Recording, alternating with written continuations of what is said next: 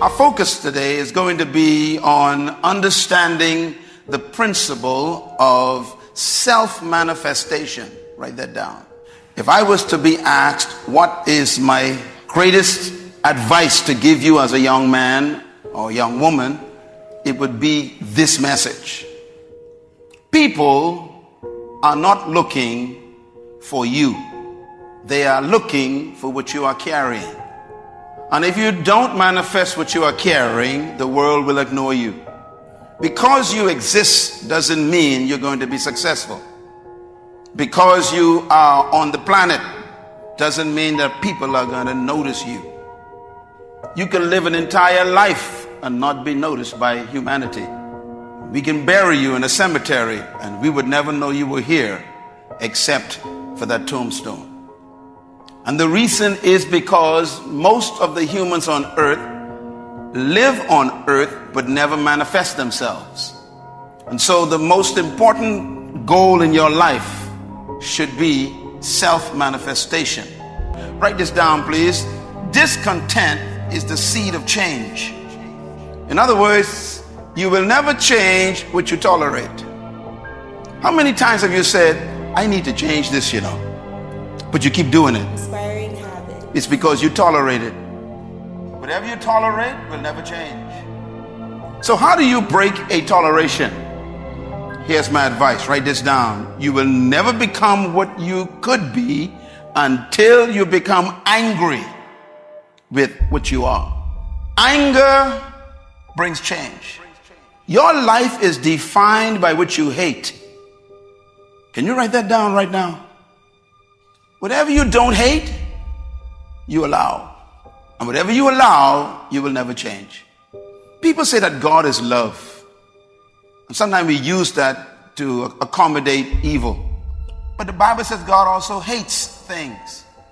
The great King David wrote 7 things God hates. Solomon wrote 14 of them. What kind of habits do you have? What is your secret habit?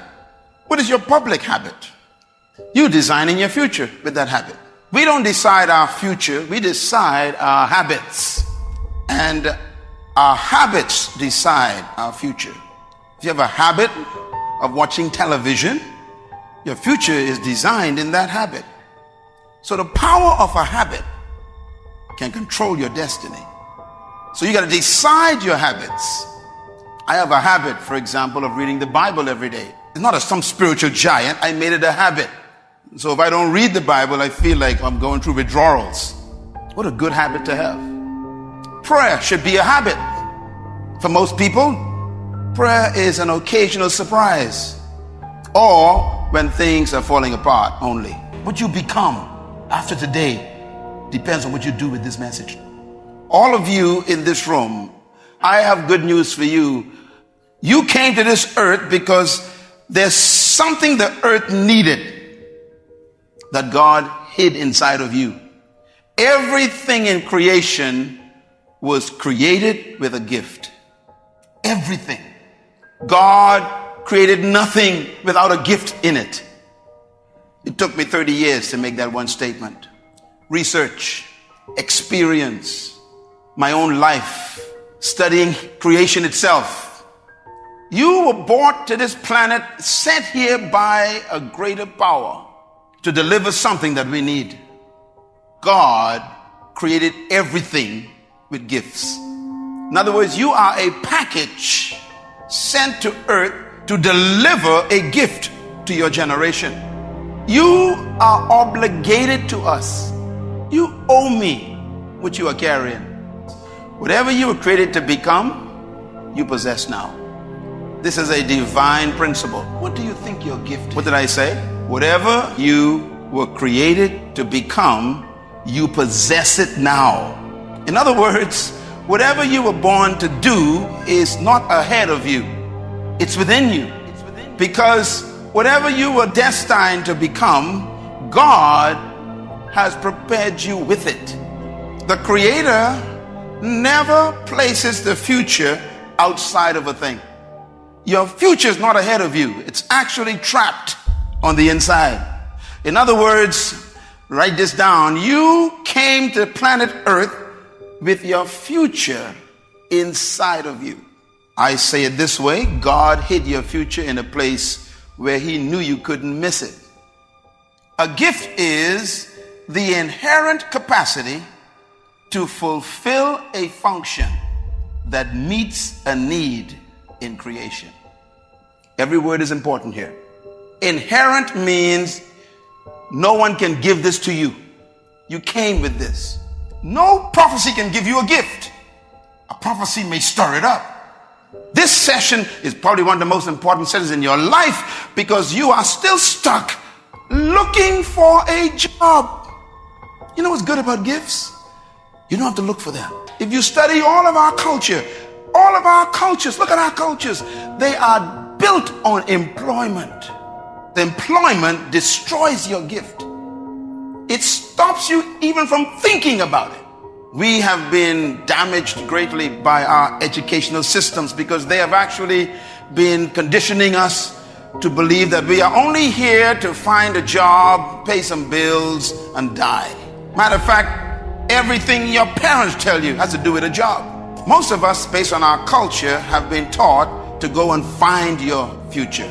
And so we are conditioned just to get an education, to get a job, and then work in a place we hate for 45 years. And then they give us a clock to go home with, to sit in a rocking chair to watch the rest of our time fade away. This is what they call retirement. It means you're tired. So you are retired, double tiredness. Do not go to school, young people, to find a gift. Single woman, I promise you, you'll never find your gift in education. So make a note of this. A gift can never be learned. It can only be refined. That's why you can go to college and get a PhD and still be broke. Because education is not a gift. You can actually go to school and spend a lot of money going through all kinds of universities and never refine your gift because you took the wrong courses.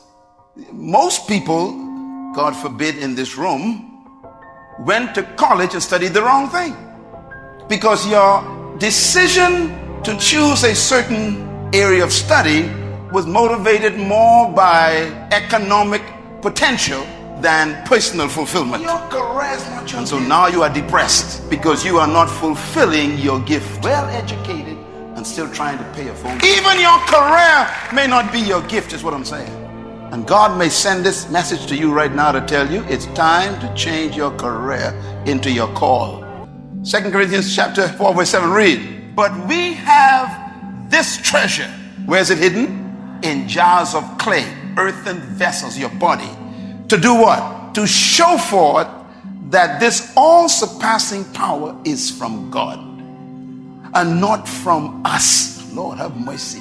God says, I put that stuff inside of you. What are you supposed to do with it? Show it forth. Manifest yourself. And what happens afterwards? It says, and we are hard pressed on every side, but not crushed. We are perplexed sometimes, but not in despair. In other words, no matter what you go through, the gift is still there. In despair, I lost my house. God said, but you still got the gift. The bank took back the car. I still got the gift. My girlfriend left me, but I still got the gift. Write this point down, please. The gift is the source of value to the created thing. Let me say it again. Your gift is the source of your value. Your value comes from your gift. So if you never find your gift, you will never be valuable to us. And your value determines how much you make in life. You get paid for the value you bring to the earth. Don't pursue money. Whatever gives you value is the source of your wealth. And sometimes people try to make money from their gift too early. My advice is give it away free. Because when you give your gift away free, it gets exposed. Even a drug dealer knows about this. They give you the first one free. You must be serving your gift. How many years have I taught? I mean, from I was 15 years old, and the vision is teaching the word of God. Never got a cent. And someone gives me $10,000 a day for speaking, you get jealous of me. I gave it away free for 15 years. You're trying to get paid. You even ain't there for 15 hours. Give it away free. Serve your gift. Volunteer. Last one, secure the next generation. Have you noticed that every fruit gets seed in it? Every fruit gets seed in it because the fruit must maintain the future. That's my whole life. My whole life is to help people better than me. That's why I teach you so much. I want you to be great people. 10 keys to success. How to release your purpose. Number 1, you must first understand your destiny. Number 2, you must have a vision of your gift. See the finished product. Number 3, believe you have the ability to fulfill it. Number 4, you must live by the laws that protect that gift. We call them principles. Number 5, you must have a plan laid out to go toward your gift. Inspiring habits. Number 6, you must have the right people around you. Because there's some gift killers. Gift killers. There's some folks who are suffocators. Because they fail, they want you to fail. They ain't going nowhere and they want to take you with them. You got to be careful with the people you have in your life. And number 8, persistence. You got to handle the pressure to go after your gift. Because you live in a culture that doesn't want you to manifest your gift. The beautiful thing is when you manifest it, then all of a sudden they become your friend. Because they want to eat your gift. Number 9, you must persevere to bring forth your gift. Because you will always have resistance and opposition, discouragement, failures, but you got to keep coming back. And number 10, you must pray over your gift every day. Pray to the one who gave it to you to give you wisdom to manifest it. I pray every day about my gift. You pray for your purpose. You don't pray for food. You don't pray for clothing. You want to pray for your role in God's kingdom. Your delivery system, what you're supposed to bring to this thing. That's what you pray for. Oh God, show me how to do it. Revive it. Refine it. Define it for me. Keep it fresh, Lord. Let me see this purpose. That's what I pray for. Know your purpose. Believe your assignment. Document your vision. Put it on paper. You were sent to earth to release your hidden potential. Hold a mango seed in your hand and see a mango. That's what vision is. You see the end result. Do that with your life. Submit to the right environment. Even though you see the mango in the seed, you got to plant that seed in the ground and give it water and give it nutrients. Your greatness could be destroyed by a wrong environment. The books you read, the people you are with, the places you go, the church you attend, all relate to what you become. Feed on the right materials. When you put that fertilizer on that seed gets happy. What are you fertilizing your life with? You spend 5 hours watching LMN. I mean, what are you feeding your vision? What are you feeding your gift? You go out with this in different clubs and all this stuff. God is saying, what are you doing? What are you feeding your gift? Give your gift time to develop. You'll never get mangoes from a mango seed in a day. Go through the process. Persist under pressure. When you plant that seed in the ground, all the pressure, the earth is on top of that. But the pressure is important for the seed. The pressure of your life tests the reality of your gift.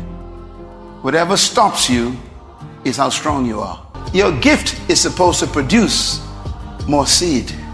You should be mentoring people all the time to become greater than you. Produce others who will do great things. Serve your gift to the world. Then you are a great seed. Fish came from the water, they got to stay attached. You came out of God. Don't try to fulfill your gift without God.